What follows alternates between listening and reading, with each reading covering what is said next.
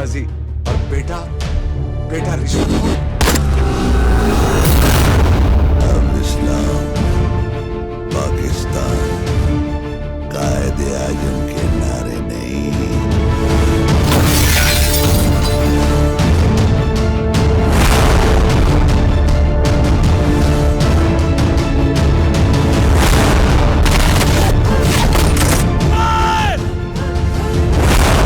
यकीन है कि मुसलमानों को आज़ादी मिल गई, वो इस खुर्राए अर्ज़ में एक अजीम कौम बनकर दिखाएंगे।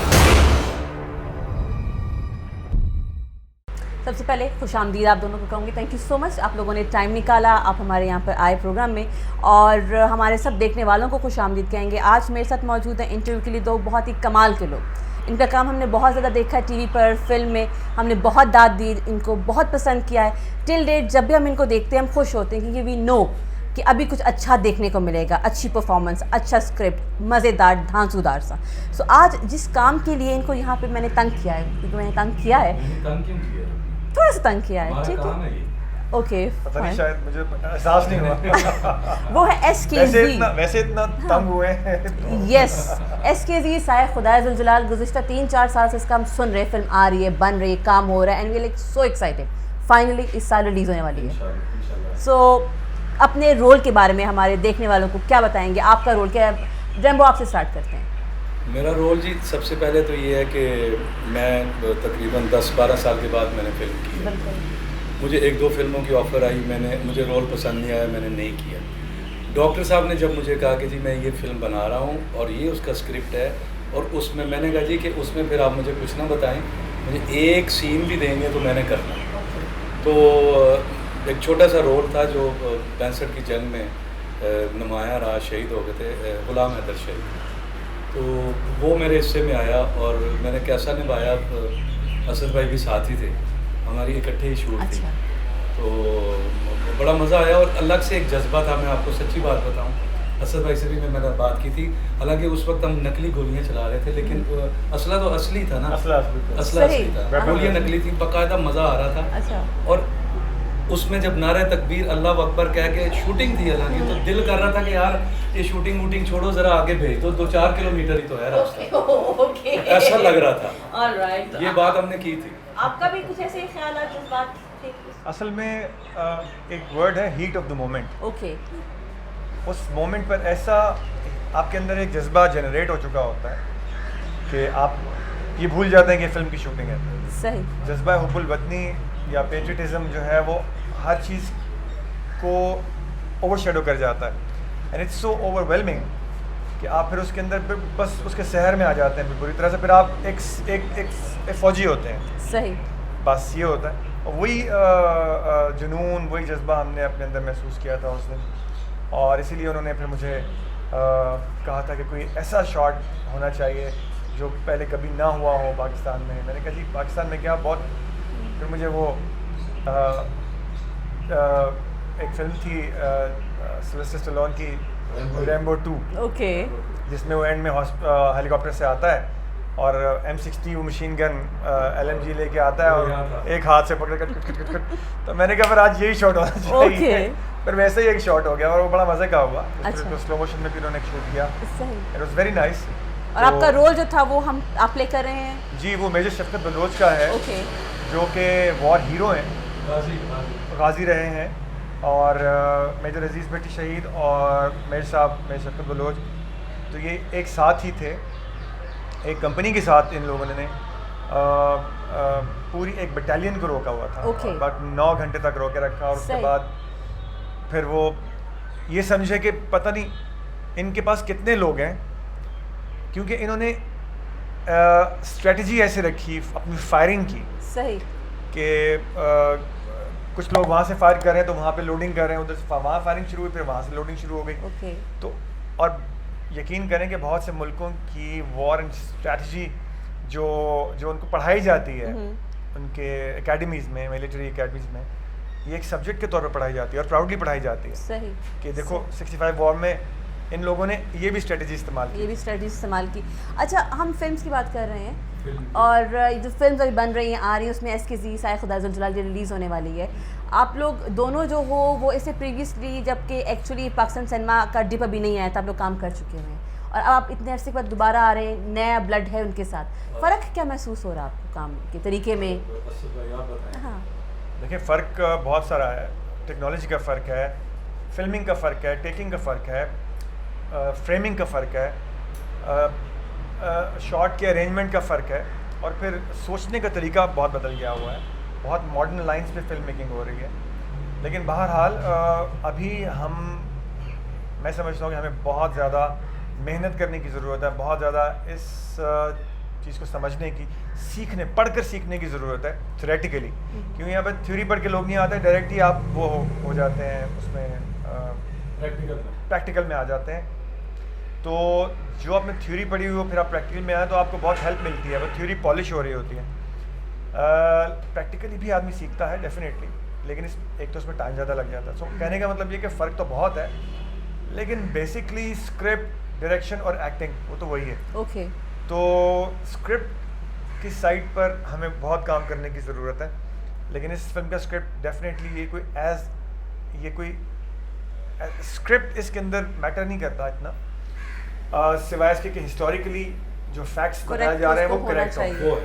आप क्या कहते हैं? आपने माशाल्लाह रैम्बो काम किया है, स्टार्ट किया आपने, अब आप दोबारा एक बार जज्बे की जो बात बता रहे थे ना शुरू में, मैं बताऊँ मैंने तकरीबन 100 या 150 फिल्में की हैं, माशाल्लाह, लेकिन कभी किसी कैरेक्टर में इन नहीं हुआ मैं, सिवाय इस कैरेक्टर। अच्छा, ओके। वो सीधा बोल के हम चले जाते थे, नाच के चले गए, ओके, डांस किया, फाइट की, चले गए, इसके अंदर चले गए थे। वो बताया ना कि बाकायदा नारा लगाते हुए ना तो ये रोंगटे खड़े हो जाते थे, और पीछे 8-10 लड़कों की जवाब आना, फौजी सारे, और फिर फायरिंग करनी। तो इसमें बड़ा मज़ा आया। ये मैंने तो खुद ऑब्जर्व किया है रैम्बो को, मैंने वहाँ पे ऑन सेट ऑब्जर्व किया है बहुत ही ज़्यादा। बल्कि सच्ची बात बताऊँ, अब उस वक्त तो मैं बोला नहीं या जहन में नहीं आया, अब बात हो रही है तो मैं कहूँगा इसको देखकर मैंने भी थोड़ी सी इंस्पायर हुआ था। अच्छा। और मैं भी थोड़ा सा उस बहर में आ गया था।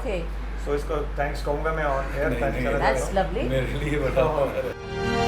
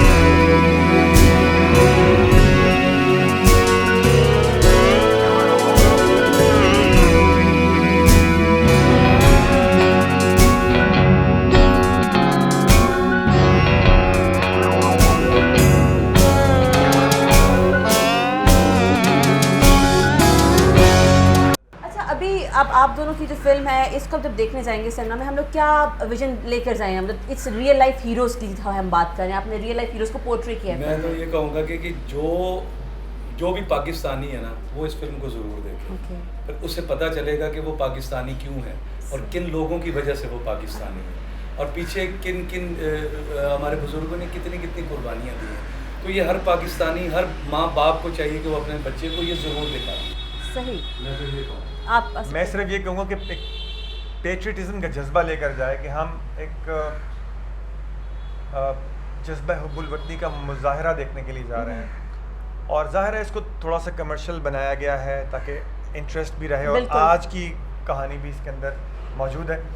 लिहाजा मैं ये तो नहीं कहूँगा कि आप ये ख्याल लेकर जाएं देखने के लिए, हो सकता है कि किसी और से ख्याल से कोई जाए या मेरे कहने पर वो ख्याल बना के जाए तो वो उसको समझ में ना आए। तो आप बिल्कुल सब बातें भूल के सिर्फ एज ए पेट्रियट पाकिस्तानी इसको फिल्म को देखने के लिए जाएं।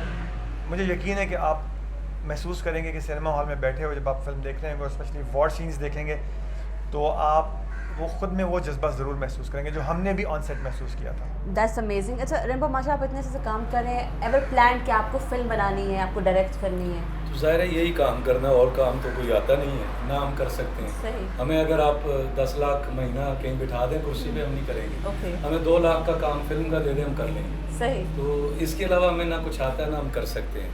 तो अब तो बड़ा अच्छा टाइम भी आ गया है। और फिर मैं डॉक्टर साहब के हवाले से एक बात बताऊं कि ये बड़े लकी हैं। ये जो फिल्म डिले हुई है पिछले अच्छा। साल लगनी थी, पिछले साल, ओके। अब उस वक्त लग रही है जब इंडिया की कोई फिल्म नहीं है, और ये इंडिया के सख्त तरीन खिलाफ आदमी है। अच्छा। और इतने हम भी हैं, लेकिन वो तो ऐसे हैं कि इनके घर में मुझे ये पता है कि इंडियन किसी एक्टर को इनका कोई बच्चा नहीं जानता। ओके। ये बहुत बड़ी बात है। बिल्कुल सही। और ये आजकल अगर हमारे हर घर में ये हो जाए तो हम बहुत आगे जा सकते हैं। तो हमें इधर उधर देखने की भी ज़रूरत नहीं है। और अब इतना अच्छा टाइम आया है, ये जो लेट हुई है, तो ये मेरा ख्याल है कि कुछ होने वाला है कुछ होने इंशाल्लाह। वाला है। ये फिल्म कुछ करेगी। अच्छा, अब आपने कहा फिल्म चूँकि इंडिया की बैन हुई है, बंद है, आपके पास जगह मौजूद है, हमारी फिल्म्स को खेलने का मौका मिलेगा। अभी जो माजी में 2-2.5 साल से कुछ फिल्में रिलीज़ हुई हैं, ऐसे में आपको बेस्ट फिल्म कौन सी लगी, आपने एंजॉय की कि यार ये फिल्म देख के स्वाद आता है? जी, कौन सी? मुझे वो जो क्रिकेट के ऊपर बनी थी, मैं मुशाहिदा, मुझे वो अच्छी लगी थी।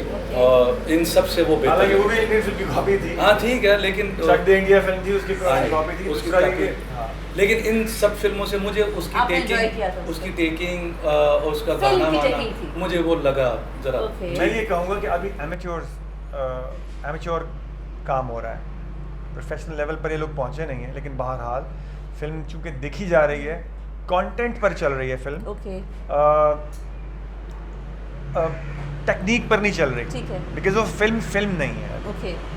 बहुत से लोग मुझे कहते हैं कि यार ड्रामा बन रहा है और फिल्म पे हो रहा है। भाई तो फिल्म में भी ड्रामा ही होता है, ठीक लेकिन है। मसला ये है कि आपको फिल्म की एक फील आनी चाहिए। फिल्म की एक फील नहीं है। मैंने एक फिल्म देखी थी रॉन्ग नंबर, मैं भूल गया कि मैं फिल्म देख रहा हूँ क्या, मैंने फिर सब चीज़ों को इग्नोर कर दिया एंड आई एंजॉयड इट। उसमें बिल्कुल दो तीन चीज़ें बड़ी मज़े की थी। ओके। तो बेसिकली फिल्म चल रही है कंटेंट के ऊपर। ठीक। जब कंटेंट के साथ टेक्निकल ग्राउंड्स पे भी हमारी फिल्म सॉलिड हो जाएगी, साउंड हो जाएगी, उसके बाद फिल्म बनाने का भी मज़ा आएगा, देखने का भी मज़ा आएगा, करने का भी मज़ा करने का मज़ा आएगा। थैंक यू सो मच, आप दोनों का बहुत बहुत शुक्रिया। आप दोनों की फिल्म के लिए हम कहेंगे बेस्ट ऑफ लक, और उम्मीद करते हैं कि ब्लॉकबस्टर हिट हो ये। और इसी बात के साथ विजय शापार को दी इजाज़त, और आप दोनों का बहुत बहुत शुक्रिया वंस अगेन, एंड अल्लाह हाफिज़। पढ़ लिया नैनों ने नैनों की किताब से। मुझसे मोहब्बत नहीं करती? तुम पागल हो गई हो। मेरी मोहब्बत है सिर्फ मेरा मिशन। थोड़ा